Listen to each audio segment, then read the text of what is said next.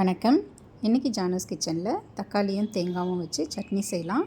நான் கடாயில் 1 table spoon அளவுக்கு எண்ணெய் சேர்த்துருந்தேன். அதில் அரை டேபிள் ஸ்பூன் அளவுக்கு வெள்ளை உளுத்தம்பருப்பு சேர்த்துருக்கேன். கூடவே காரத்துக்காக 3 காஞ்ச மிளகாவும் சேர்த்து அது செவக்கட்டோன்னு அது கூட 2 மீடியம் சைஸ் தக்காளியை கட் பண்ணி வச்சுருந்தேன், அதையும் சேர்த்துக்கிறேன். இது கூட 4 பச்சை மிளகாவும் சேர்த்துக்கிறேன். நான் சட்னிக்கு தேங்காய் சேர்த்து அரைக்கிறதுனால கொஞ்சம் காரம் தூக்கலாக இருந்தால் நல்லாயிருக்கும். அதனால் வரமிளகாய் பச்சை மிளகாய் 2 சேர்த்துக்கிறேன். இப்போ இதை கலந்து விட்டுட்டு இதை ஒரு 3 நிமிஷத்துக்கு மீடியம் ஃப்ளேம்லேயே வச்சு மூடி வச்சிடலாம். இப்போ 3 நிமிஷம் கழித்து ஓப்பன் பண்ணிவிட்டு இதை கலந்து விடுவோம். இதை கலந்து விடும்போது நல்லா தக்காளியெல்லாம் நல்லா மசித்து கலந்து விட்டுக்கலாம். இந்த மாதிரி.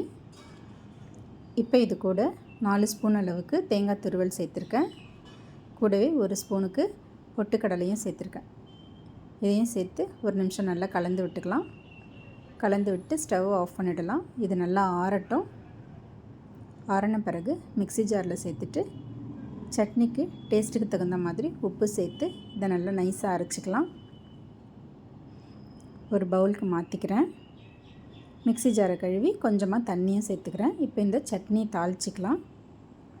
1 ஸ்பூன் எண்ணெயில் கொஞ்சம் கடுகு, உளுத்தம்பருப்பு, கருவேப்பிலை போட்டு தாளித்து கொட்டிக்கிறேன். அவ்வளோதாங்க, ஒரு டேஸ்ட்டான சட்னி ரெடி ஆகிடுச்சு. இதை நல்லா சூடான இட்லியோடு வச்சு சாப்பிட்றதுக்கு ரொம்ப நல்லாயிருக்கும். தேங்க்ஸ் ஃபார் வாட்சிங்.